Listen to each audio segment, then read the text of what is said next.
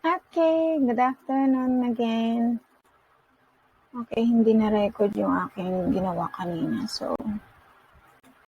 ko na nga. Ayan. Ito yung tatlong hakbang o 5 hakbang na talatang procedural, week 3 at 4 sa MTB. Okay, ano ba ang inaasahan nating matutunan dito sa lesson na to? Inaasahan ng module na ito na ikaw ay nakasusulat ng 3 hanggang 5 hakbang na talatang procedural. Procedural paragraph ang tawag doon. Gamit ang mga salitang una, sumunod, pagkatapos at panghuli. Okay, unang pagsubok, basahin at unawain mabuti ang talata, sagutin ang tanong, isulat ang letra ng tamang sagot. Sa notebook nyo na lang isulat to ha, sa notebook, para parang ano nyo na to. Lesson na kailangan yung tandaan. Okay, araw ng Sabado, oras ng paglalaban ni Aling Edna, inihanda niya ang batya, timba at sabon. Hiniwalay niya mga puting damit sa mga may kulay. Binabad niya ang sandali ang mga batyang may sabon. Maya-maya ay kinusot niya ito ng mabuti. Binalawan niya rin ito at sinampay ang mga damit. Okay, so yun lang talata. Okay, kung kayo ay naglalaba, meron din bang mga lalaki naglalaba dyan? Okay? Pag naglalaba kayo, alam nyo na yung pagkakasunod-sunod.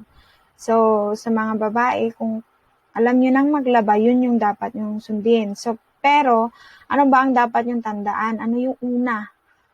Unang nangyari dito sa kwento o sa talata A. Alin ang unang nangyari? A. Iniwalay ang puti sa may kulay. Inihanda niya ang batya, timba at sabon. C. Banlawan ng mabuti ang mga damit na sinabon. Sa letter B ang sagot, inihanda niya ang batya. Pwede ka bang maglaba ng walang batya? So, ibig sabihin, batya mo nang ready. Number 2, alin ang pangungusap ang ikalawang nangyari? A. Hiniwalay niya ang puting damit sa mga may kulay, binanlawan niya ang damit at sinampay. C. Kinusot niya ng mabuti ang mga damit. So, palagay nyo, after nung ma-ready na ang mga kagamitan sa paglalaba, ano bang dapat gawin? Hinihiwalay ang puting mga damit sa mga may kulay. Tandaan nyo yan, hindi pwedeng halo-halo. Kasi nga yung mga puting damit, pwedeng makulayan. Ganun yun ha. Number 3, alin sa pangungusap ang panghuling nangyari? Kinusot niya ng mabuti ang mga damit. Nihanda niya ang batya, timba at sabon. Binanlawan niya ito at sinampay ang mga damit. Alin sa palagay niyo yung panghuli? Okay, kung kayo ay naglalaba, alam niyo yung sagot. So, letter C, binanlawan niya at sinampay ang damit. Kasi yun yung pinakalas na dapat gawin kapag ikaw ay naglalaba. Okay, 4, alin ang pangungusap ang ikatlong nangyari? So, alin daw dyan ang ikatlo, isampay ang mga damit. Binabad niya sandali sa batya ng may sabon. C, binanlawan at sinampay niya mga damit. Diba, nabanggit na yung C? So, palagay niyo alin dyan? So, letter B, binabad niya sandali sa batyang may sabon. Tandaan niyo, kapag kayo ay naglalaba, ibabad muna para lumambot yung mga duming nakadikit dun sa damit. Ibig sabihin, madali na lang kapag kayo ay nagkusot o kaya pinag-washing machine nyo. Okay, para mas madaling labhan. So, letter B ang sagot dyan. Number 5, ito ang lipo na pangungusap na nagpapahayag ng isang kaisipan. Ang bawat pangungusap ay ginagamitan ng panandang salita upang maipakita ang pagkasunod-sunod ng mga pangyayari. Okay, dito sa salitang ito, alin doon ang tamang sagot? Talatang naglalahat, B, talatang procedural, C, talatang nagsasalaysay. So, yung pagkakasunod-sunod, pag nakita nyo yan, yung mga pangyayari, ang tawag dyan ay letter B, talatang procedural. May procedure. Ibig sabihin, steps by steps na ng mga ginagawa, lalo na kapag ikaw ay nagluluto, naglalaba, lahat ng gawain, merong procedure na sunod-sunod para mas matandaan kapag kayo naman nagbabasa, alin doon ang unang nangyari. Okay, maikling pagpapakilala ng aralin, ito yung konsepto ng aralin natin. Ang talatang procedural ay lipon ng mga pangusap na nagpapahayag ng isang kaisipan. Ang bawat pangusap ay ginagamitan ng hudyat o panandang salita upang maipakita ang pagkasunod-sunod ng pangyayari. Hudyat, ibig sabihin yung mga clue, yung mga steps, may mga binabanggit siya para mas matandaan yung mga pagkasunod-sunod ng pangyayari. Ang hudyat ng mga salita tulad ng una, ikalawa, sumunod, pagkatapos at panghuli. ay maaring gamitin upang matukoy ang pagkasunod-sunod ng pangyayari sa kwentong gagawing binasa o narinig. Minsan, ang mga kwento walang binabanggit ng mga yan. Paano pag wala siyang binanggit na una, ikalawa? Paano nyo malalaman? So, dapat alam nyo yung, lalo na kapag nangyari na yung kwento na yun sa totoong buhay o sa inyong sariling karanasan. Kapag na-experience yun na yung kwento na yan, limbawa yung paglalaba nga, o kapag na-experience yun na, alam nyo na yung gagawin, kahit hindi na yung binabanggit yung una, ikalawa. Okay? Next, sa pagsulat ng talatang procedural, dapat tandaan ang mga sumusunod. Kailangan nakapasok ang unang pangungusap. So, ibig sabihin naka-indent. Para siyang letter o paragraph. Kapag kayo sumusulat ng liham, di ba sa English lesson, tinuturo yon yung naka-indent, nakapasok. Malaki ang unang letra ng salita ng bawat pangungusap. So, yung mga letters ng mga unang pangungusap, dapat capital letter. Di ba after ng tuldok, dapat may capital letter na ng unang salita. Hindi pwedeng maliit na letra. Meron ako mga na-check noon sa performance task na nakasagot dun sa paksa o pamagat. Dapat capital letter. In-explain ko po yun sa video. So, tandaan nyo, lahat ng mga salita na sa mga unang letra, kailangan capital letter. Okay, ang mga pangyayari ay kailangan magkakasunod-sunod. Kailangan may margin. Yun nga yun. May margin sa right side saka sa left side. May, di ba yung papel, kailangan may guhit dun sa gilid. Parang sa notebook nyo, may margin. Ganun po yun. Okay, ito, panuto. Tingnan natin. Sagutin ang mga tanong sa mga sumusunod. Sa panahon ngayon, ayan, gaya niyan, yung S, hindi siya nakapantay sa N. Naka-indent. May margin din dun sa gilid. Hindi siya yung nandito sa pinakadulo. Diba ganito din dun sa libro at sa pagsulat nyo sa notebook? May guhit siya sa right and left side. So, ganun ang tawag doon ay margin. Kapag ito naman nakapasok siya o naka-indent, sa English, indent. Yung S, hindi siya nakapantay sa N, sa A. So, kailangan may space dyan sa unang pangungusap. Sa panahon ngayon na tayo ay lagi nananatili sa loob ng tahanan, isa sa maaari nating gawin ay magtanim ng puno, maaring ornamental o makapagbibigay sa atin ng pagdadagdag ng pagkain upang tayo ay maaring makatipid. Di ba naging uso ngayon ang pagtatanim, pagbibenta ng mga halaman, di ba? So, kailangan tumulong din kayo. Magtanim kayo ng mga gulay sa bakuran, sa bahay nyo, kahit nakapaso lang, para tayo ay makatipid. Ganun po ang ibig sabihin ng kwento na to o talata. So, paano ba magpagtatanim? Narito ang mga paraan sa pagtanim ng puno. Una, pumili ng punla ng punong nais mong itanim. Yung una, ibig sabihin yun yung unang nangyari. Kasi procedural. Pangalawa, gumawa ng hukay sa lupang pagtataniman gamit ang pala. Gumamit kayo ng pala, hindi pwedeng kamay o kutsara lang. Kailangan pala kasi nga para mas malalim. Mga hindi marunong magtanim dyan, kailangan mag-practice kayo sa bahay. Kasunod, ilagay na ang punla sa hukay. So, yung punla, ibig sabihin yung maliit pa lang na tanim. Para siya ay, pag lumaki, magiging punong kahoy na yon. O kung gulay naman, o tanim, punla ang tawag doon. Pagkatapos, ipantabon muli ang lupang ginawang mong hukay. Diba? Pag hinukay mo, may mga lupang nasa gilid, yun din ang ipantatabon mo para hindi siya matumba. Tiyakin lamang na hindi gaanong siksik ang lupa upang makadaloy pa rin ang hangin sa ugat ng punla. So, ibig sabihin, kapag ang tanim mo ay medyo matamlay o namamatay, kailangan nakakahinga. Kailangan hindi siya siksik yung lupa. Diba yung iba, dilig ka ng dilig, lumalalim yung lupa, kailangan anuhin nyo rin. Bungkalin yung paligid ng puno o halaman para makadaloy yung hangin sa ugat. Sumunod, diligan ito, pinakahuli palibutan ng patpat upang maging bakod nito. Kapag ito ay nasa bakuran nyo, kailangan may patpat para matandaan na may tanim kayo doon.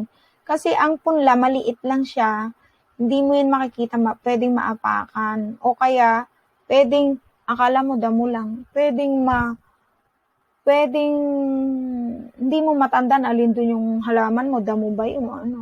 Kasi minsan yung mga punla, pag maliit, hindi mo mapapansin na yun pala ang puno ng ganito, ganyan, kung ano yung tinanim. Kailangan lagyan ng pat-pat o kahoy sa palibot para matandaan nyo may tanim kayo doon. Ganun yon. Kapag nagawa mo ng lahat ng ito, tiyakin mong aalagaan ng mabuti ang punla upang maging mayabong na puno ito. O para lumaki siya, ganyan. Okay, unang tanong, ano-ano ang hakbang sa pagtatanim ng mga puno? Yun nga yung binanggit kanina, yan o.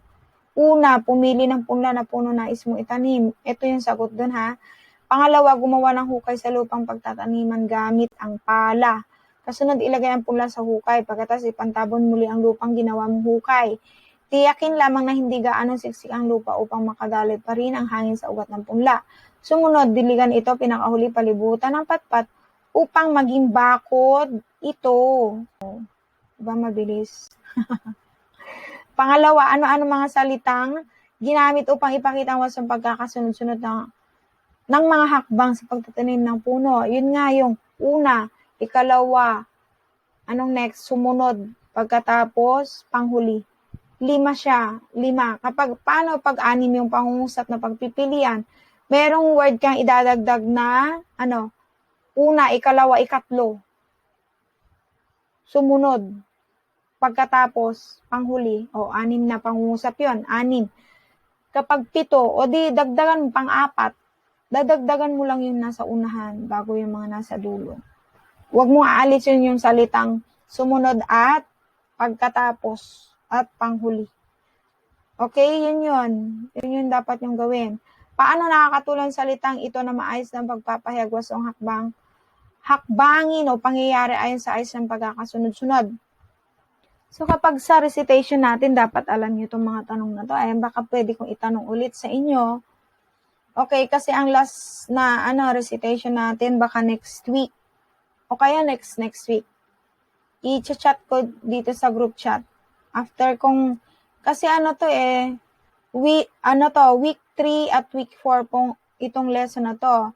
Yung next na lesson ay explain ko, week 5 and 6 last, yun na lesson. So, lahat ng lesson dapat natatandaan nyo. Kaya magsulat kayo sa notebook para may idea kayo ano ba yung mga na-lesson na natin dito sa video. Kailangan lahat, kinokopya nyo yung kahulugan. Meron din dun sa aklat. Pwede rin dun kaso hindi siya yung sunod-sunod. Tingnan nyo, nasa dulo na yung 4th grading eh. Meron kasi mga ibang, sa aklat kasi may mga lesson dun na nakahalo sa ibang page. Ganyan, kumbaga dito sa video kasi, yan yung itatanong ko, nandito lahat.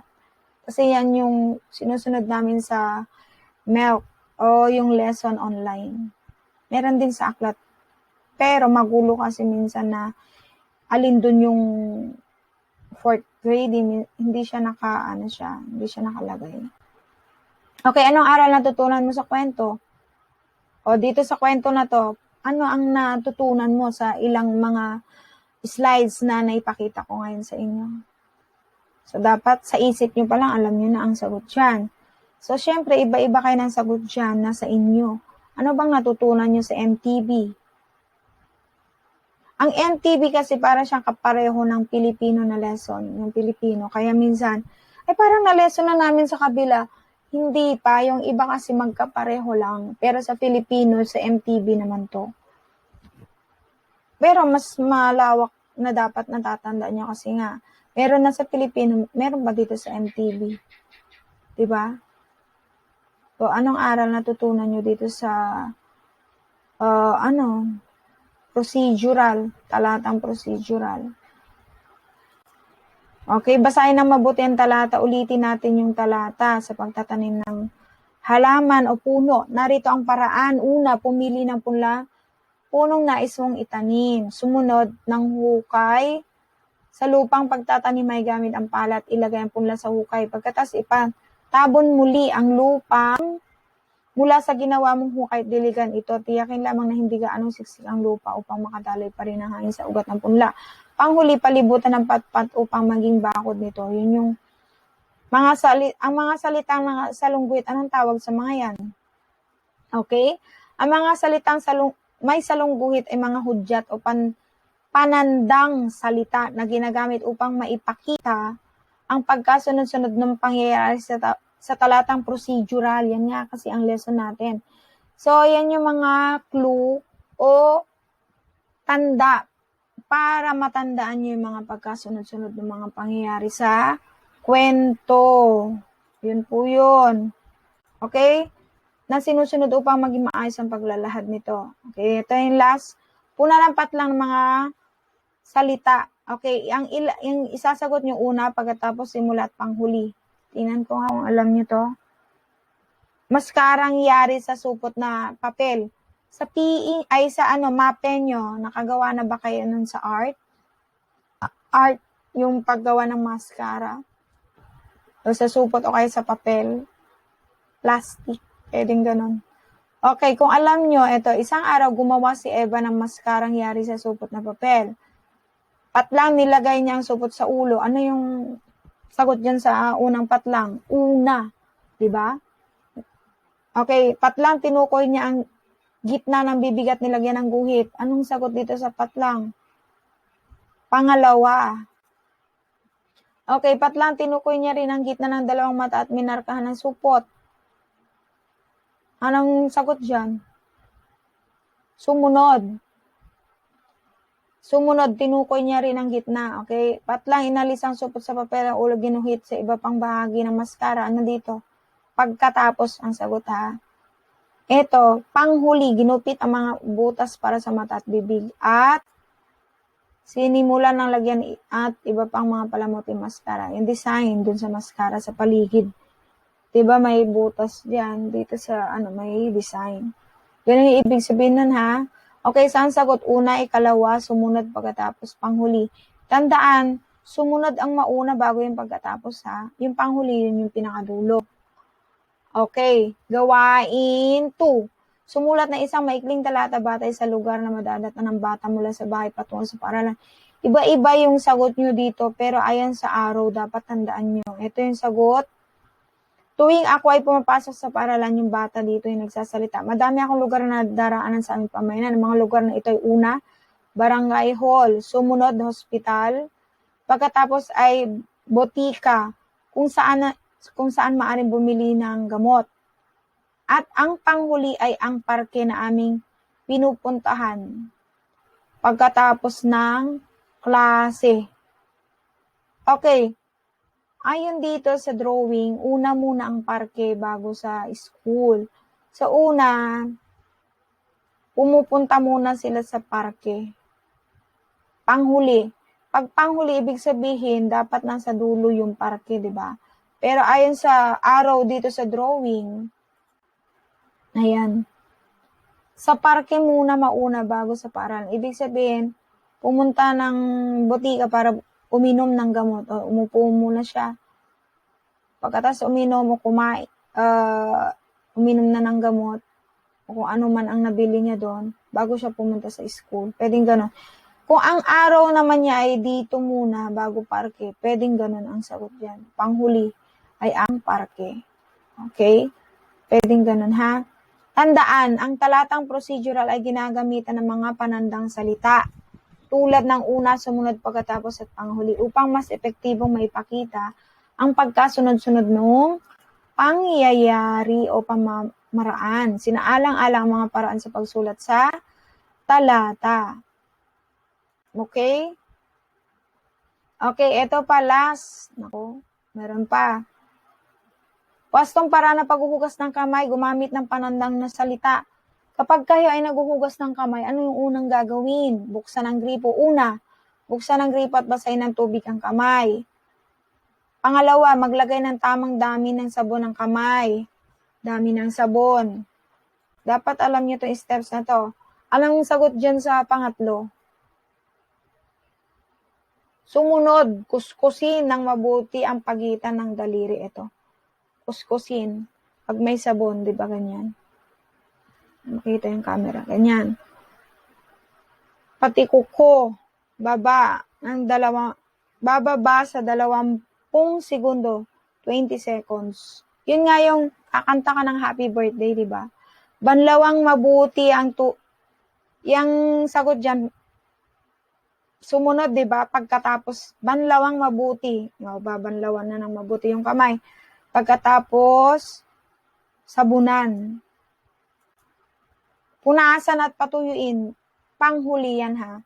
Punasan at patuyuin na malinis at walya ang mga kamay. So, yun ang pagkasunod-sunod ng mga dapat yung tandaan. May mga salita na kailangan yung tandaan para mas ma-epektibo at malaman nyo kung alin dun ang unang pangyayari o procedural, talatang procedural na pagsagot. Okay, so yan po ang lesson natin sa week 3 at week 4. MTB po ito. 4th quarter na po ito. So thank you. I'm Teacher Romelita M. Garcia. Magandang araw sa inyong lahat ulit. Sa umpisa hindi ako nakapag-greet. Kasi na-record ko na to, inulit ko lang. Hindi siya naging effective. Okay, goodbye. Thank you for watching and listening, guys. Thank you. Bye.